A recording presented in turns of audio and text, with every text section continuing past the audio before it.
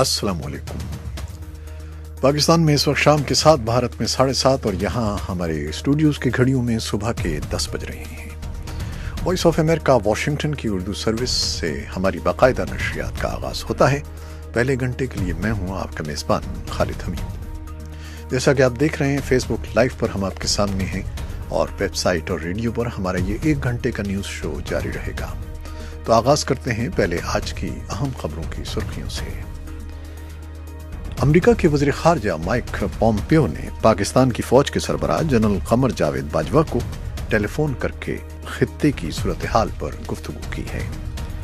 पाकिस्तान में सहाफ़ियों की मुल्कगीर तंजीम Pakistan federal union of journalists ने अफ़वाज पाकिस्तान के तर्जुमान के इस बयान को मुस्तरद किया है, जिसमें उन्होंने सोशल मीडिया पर बाज़ ट्वीट्स शेयर करने वाले सहाफ़ियों को मुल्क दुश्मन करार दिया था। मारूफ सिंधी कौम परस्त रहनुमा और कौमी अवामी तहरीक के बानी रसूल बख्श बलीजो कराची के निजी अस्पताल में इंतकाल कर गए हैं। उनकी उम्र 88 बरस थी। और अफगानिस्तान के सदर अशरफ गनी ने मुल्क में सरगर्म तालिबान के साथ यकतरफा तौर पर गैर मशरूत जंगबंदी का ऐलान किया है, जो उनके बकौल 20 जून तक मौसर रहेगी। इराक के दारुल-हुकूमत बगदाद में असलहे और गोला बारूद के एक जखीरे में होने वाले धमाके में कम से कम 18 अफराद हलाक और 90 जख्मी हो गए हैं। वस्ती अमेरिका के मुल्क ग्वाटेमाला में बुध के रोज आतिशफिशां से निकलने वाली आग के बाइस दर्जनों अफराद लापता हो गए हैं, जिन्हें हंगामी अमला तलाश कर रहा है। तकरीबन 99 अफराद की मौत की तस्दीक हो गई है। अमेरिका के महकमा खारजा ने कहा है कि चीन में तैनात सिफारती अमले के कई एहलकारों को एक पुरअसरार बीमारी में मुब्तला होने के बाइस वतन वापस बुला लिया गया है। और सदर डोनाल्ड ट्रंप ने दुनिया भर के मुसलमानों को रमज़ानुल मुबारक की मुबारकबाद देते हुए रोज़े को दुनिया के अजीम तरीन मज़ाहिब में से एक का मुक़द्दस फरीज़ा करार दिया है।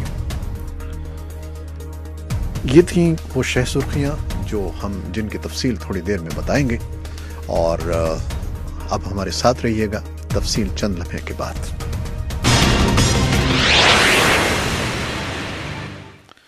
खबरों की तफसील। इराक के दारुल-हुकूमत बगदाद में असलहे और गोला बारूद के एक जखीरे में होने वाले धमाके में कम से कम 18 अफराद हलाक और 90 जख्मी हो गए हैं। इराकी हुक्काम के मुताबिक वाक़या बगदाद के शिया अक्सरियती इलाके सदर सिटी में बुध की शब पेश आया। धमाके से गाड़ियों और कई इमारतों को भी नुकसान पहुंचा है। इराक की वज़ारत दाखिला के तर्जुमान ने अपने एक मुख्तसर बयान में कहा है कि धमाका गोला बारूद के एक जखीरे में हुआ, जिसकी तहक़ीक़ात की जा रही हैं। पुलिस हुक्काम ने सहाफ़ियों को बताया कि असलहा एक मस्जिद में छुपाया गया था और उसे मस्जिद के करीब खड़ी एक गाड़ी में मुंतकिल किया जा रहा था जब वो धमाके से फट गया। इससे कबल सरकारी टीवी ने धमाके को शहरियों पर दहशतगर्द हमला करार दिया था। वस्ती अमेरिका के मुल्क ग्वाटेमाला में बुध के रोज आतिशफिशां से निकलने वाली आग के बाइस दर्जनों अफराद लापता हो गए हैं, जिन्हें हंगामी अमला तलाश कर रहा है। तकरीबन 99 अफराद की मौत की तस्दीक हो गई है और तलाश करने वाली टीमें मजीद लाशें निकाल रही हैं। ये आतिशफिशां वस्ती अमेरिका का सबसे फ़ाल आतिशफिशां है। उहदेदारों ने मुतनब्बिह किया है कि बारिशों ने राख, कीचड़ और मलबे की मोहलिक सिलों के इम्कानात में इजाफा कर दिया है। अमेरिका के महकमा खारजा ने कहा है कि चीन में तैनात सिफारती अमले के कई एहलकारों को एक पुरअसरार बीमारी में मुब्तला होने के बाइस वतन वापस बुला लिया गया है। महकमा खारजा के तर्जुमान हैदर नॉवर्ट ने बुध को एक बयान में कहा कि बीमारी की अलामात दिमागी चोट के बाइस इंसानी जिस्म और रवैयों में आने वाली तब्दीलियों से मिलती जुलती हैं, जिससे मुतासिर होने वाले तमाम सिफारतकार चीन के जुनूबी शहर ग्वांगझू में तैनात थे। बयान के मुताबिक ये अलामात बिल्कुल वैसी ही हैं जैसे इससे कबल क्यूबा में तैनात अमरीकी सिफारतकारों में जाहिर होती थीं। अमेरिका के सदर डोनाल्ड ट्रंप ने दुनिया भर के मुसलमानों को रमज़ान की मुबारकबाद देते हुए रोज़े को दुनिया के अजीम तरीन मज़ाहिब में से एक का मुक़द्दस फरीज़ा करार दिया है। वो बुध को व्हाइट हाउस में मुसलमान सफ़ीरों के एजाज़ में दी जाने वाली दावत इफ्तार से खिताब कर रहे थे। लगभग गुज़श्ता 1.5 साल से बरसर इक़्तिदार सदर ट्रंप के दौरे सदारत में व्हाइट हाउस की जानिब से दी जाने वाली ये पहली दावत इफ्तार थी, जिसमें सऊदी अरब, कुवैत, उर्दन, मुत्तहिदा अरब अमारात और दीगर मुस्लिम अक्सरियत मुल्कों के अमरीका में तैनात सफ़ीरों اور صدر ٹرمپ کی کابینہ کے ارکان شریک ہوئے۔ امریکہ کے صدر ڈونلڈ ٹرمپ آنے والی گروپ آف 7 کے سربراہ اجلاس میں اپنے موقف پر ڈٹے رہیں گے، باوجود کہ ان کی تجارتی پالیسیوں پر ان کے اتحادی تنقید کر رہے ہیں۔ ان کے مرکزی اقتصادی مشیر نے یہ بات بدھ کے روز اخباری نمائندوں کو بتائی۔ قومی اقتصادی کونسل کے ڈائریکٹر لیری کڈلو نے کہا کہ صدر ان تمام سخت امور پر بہت واضح موقف رکھتے ہیں۔ امریکہ اور G7 ارکان کے درمیان ہمیشہ سے تناؤ رہا ہے۔ وائٹ ہاؤس کی پریس بریفنگ میں یہ بیان اس کے فوری بعد آیا ہے جب کینیڈا کے وزیر اعظم جسٹن ٹروڈو نے، جو شارلیوئی میں اس سربراہ اجلاس کی میزبانی کر رہے ہیں، اور جرمن چانسلر اینگلا مرکل نے پیش گوئی کی ہے کہ جمعے اور ہفتے کو مشکل مذاکرات ہوں گے۔ اور جاپان کے وزیر اعظم شنزو آبے جمعرات کے روز وائٹ ہاؤس میں صدر ٹرمپ سے ملاقات کر رہے ہیں، جس میں وہ آئندہ ہفتے شمالی کوریا کے لیڈر کم جونگ ان کے ساتھ صدر ٹرمپ کی ملاقات سے پہلے ان پر جاپانی مفادات واضح کریں گے۔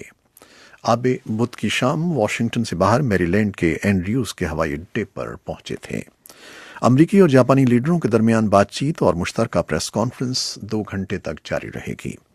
واشنگٹن روانہ ہونے سے پہلے آبے نے کہا کہ ان کی حکومت شمالی کوریا کے جوہری پروگرام اور بیلسٹک میزائل پر کام میں پیش رفت دیکھنا چاہتی ہے، اور وہ چاہیں گے کہ ٹرمپ کم کے ساتھ ان جاپانی افراد کے مسئلے پر بات کریں جنہیں 1970 اور 1980 کے درمیان شمالی کوریا نے اغوا کر لیا تھا۔ افغانستان کے صدر اشرف غنی نے ملک میں سرگرم طالبان کے ساتھ یک طرفہ طور پر غیر مشروط جنگ بندی کا اعلان کیا ہے، جو ان کے بقول 20 جون تک مؤثر رہے گی۔ تاہم افغان حکومت کے مطابق اس جنگ بندی کا اطلاق افغانستان میں سرگرم دیگر شدت پسند گروہوں بشمول داعش پر نہیں ہوگا، اور ان کے خلاف افغان فورسز کی کارروائیاں بدستور جاری رہیں گی۔ اور امریکی وزیر خارجہ مائک پومپیو نے پاکستان کی فوج کے سربراہ جنرل قمر جاوید باجوہ کو ٹیلی فون کر کے خطے کی صورتحال پر گفتگو کی ہے۔ اس پر بات کرنے کے لیے ہم چلیں گے اسلام آباد، جہاں ہمارے نمائندے ہیں محمد اشتیاق۔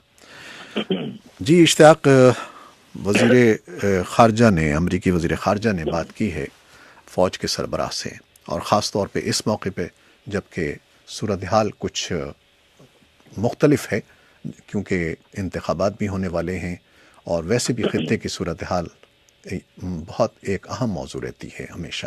جی جی بالکل، آپ نے درست کہا۔ بدھ کو امریکہ کے وزیر خارجہ نے جنرل باجوہ سے ٹیلی فون پر رابطہ کیا، اور انہوں نے جو دو طرفہ تعلقات میں پیش رفت کے علاوہ افغانستان کی صورتحال اور خطے میں جو دہشت گرد تنظیمیں ہیں ان سے نمٹنے کے بارے میں بات چیت کی، لیکن اس میں اس بارے میں ابھی تک پاکستان کی طرف سے کوئی بیان سامنے نہیں آیا ہے۔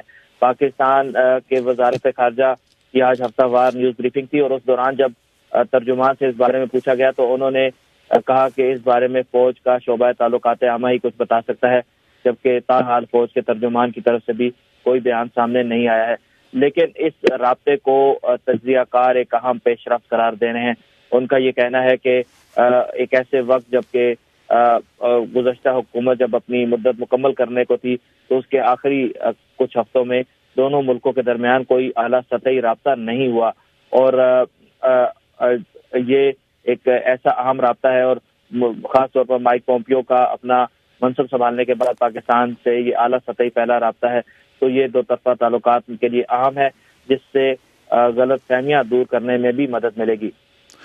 دونوں باتیں ہو سکتی ہیں، مثبت بھی اور منفی بھی، کہ کوئی خاص دباؤ ڈالنے کی کوشش بھی ہوگی، یا یہ کہ ایک مثبت پیش رفت ہے کہ دونوں ملکوں کے درمیان جو کشیدگی چل رہی تھی وہ کم ہو جائے گی۔ جی آپ نے بالکل درست کہا کہ اس کے تو دونوں ہی پہلو ہیں، لیکن اگر براہ راست بات چیت کے ذریعے بھی دباؤ ڈالا جائے تو شاید وہ بھی ایک دوسرے کا موقف سمجھنے میں کچھ حد تک تو مددگار ضرور ثابت ہو سکتا ہے، کیونکہ اگر رابطے نہ ہوں تو تجزیہ کاروں کا کہنا ہے کہ غلط فہمیاں بڑھیں گی اور اس سے دوریاں بھی پیدا ہوں گی۔ اب جبکہ یہ رابطہ ہوا ہے تو امریکہ نے یقیناً اپنے تحفظات کا اظہار کیا ہے اور کیا ہوگا، لیکن ساتھ ہی پاکستان کو بھی اپنی وضاحت دینے کا ایک موقع میسر آیا۔ تو اس طرح یہ رابطے جو ہیں کو دونوں ہی صورتوں میں مؤثر اور فائدہ مند قرار دیا جا رہا ہے۔ تجزیہ کاروں کا کہنا ہے کہ افغانستان ایک ایسا مسئلہ ہے جس میں امریکہ کی خاص توجہ ہے، اور اس مسئلے کے حل میں پاکستان کا کردار کلیدی ہے اور پاکستان کو نظر انداز نہیں کیا جا سکتا۔ اس تناظر میں بھی یہ رابطہ اہم ہے۔ آپ نے کہا کہ افغانستان کی صورتحال واقعی کشیدہ ہے اور دونوں ملکوں کے تعلقات بھی اس طرح سے نہیں ہیں جیسے ہونے چاہیے، تو ابھی افغان صدر نے اعلان کیا ہے فائر بندی کا جو 20 جون تک نافذ رہے گی، اس کے بارے میں کیا خبریں ہیں؟ جی، یہ عارضی نوعیت کی جنگ بندی ہے، لیکن انتہائی عام ہے، اور خاص طور پر یہ اس کا اعلان ایک ایسے وقت کیا گیا ہے جب لگ بھگ ایک ہفتے بعد ہی عید الفطر کا تہوار ہے، اور ماہ رمضان میں بھی عموماً تو گریز کیا جاتا ہے کہ اس طرح کی کارروائیاں نہ کی جائے، لیکن افغانستان میں دہشت گرد حملوں میں اضافہ دیکھا گیا ہے۔ صدر اشرف غنی نے طالبان کو مخاطب کرتے ہوئے ضرور کہا ہے کہ وہ اس موقع سے فائدہ اٹھائیں۔ یہ جو 20 تک رہے گی، 20 تاریخ تک فائر بندی کا نفاذ رہے گا، اس دوران داعش اور جو دیگر دہشت گرد تنظیمیں ہیں ان سے کوئی رعایت نہیں برتی جائے گی، بلکہ افغان فورسز ان کے خلاف اپنی کارروائی جاری رکھیں گی، لیکن طالبان کے ساتھ کو یہ پیشکش ضرور کی گئی ہے۔ جب سے صدر اشرف غنی نے اپنا منصب سنبھالا ہے 2014 سے، اس کے بعد یہ پہلی مرتبہ ایسا ہوا ہے کہ انہوں نے اس طرح کی پیشکش کی ہو کہ یک طرفہ طور پر جنگ بندی کی پیشکش کی ہو، لیکن اس سے قبل وہ طالبان کو مذاکرات کی دعوت ضرور دے چکے ہیں۔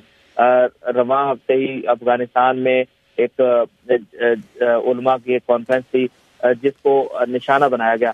طالبان نے اس سے لا تعلقی کا اظہار کیا، لیکن یہ علماء دین جو تھے انہوں نے بھی اس بات پر نہ صرف خودکش حملوں کو حرام قرار دیا، بلکہ اس بات پر بھی زور دیا کہ جو متحارب اور دہشت گرد تنظیمیں ہیں وہ اپنی شدت پسندی کی کارروائیوں کو ترک کر کے امن و مسالت کے عمل میں شامل ہوں۔ میرا خیال ہے عید کے موقع پہ یہ ایک اچھا پیغام ہے جو صدر اشرف غنی نے دیا ہے۔ جی، آپ نے بالکل درست کہا۔ بہت شکریہ محمد اشتیاق آپ کا۔ تو یہ ہمارے نمائندے تھے اسلام آباد میں محمد اشتیاق، جن سے ہم گفتگو کر رہے تھے۔ اس کے ساتھ ہی فیس بک لائیو سے ہمارا یہ خبروں کا سلسلہ ختم ہوتا ہے۔ ویب سائٹ اور ریڈیو پر ہمارا یہ شو جاری رہے گا، ہمارے ساتھ رہیے گا۔ فیس بک لائیو سے اجازت لیتے ہیں، اللہ حافظ۔